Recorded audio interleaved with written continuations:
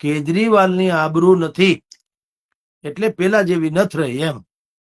પેલા જે કેજરીવાલ હતા એવા હવે જે શીશ મહલ બનાવીને તો એને બાકીની બધી કબરે ખોદી નાખી પોતાની હતી. બાકી શરાબ કાંડ ને બાકી સ્કૂલ કાંડ ને મહોલ્લા ક્લિનિક ને સિટી બસમાં મહિલાઓ માટે લેડીઝ કમાન્ડોઝ ને આ બધી વાતો કરીને એ કઈ ન કર્યું. એ તો હજી લોકો એને પોલિટિક્સ સમજે કે ભાઈ રાજકીય બધી બાબતો છે હાલો.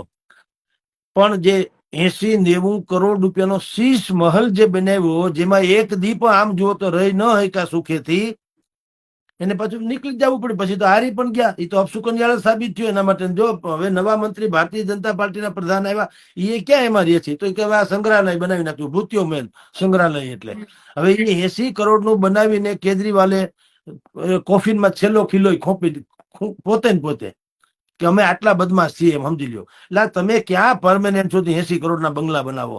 તમે આજીવન છો તો ઠીક છે. હવે તમારું નેકું 5 વર્ષમાં ટમેટું ગમે ત્યારે ફૂટી જાય ખબર તો છે, લાલ લાઈટ વાળું.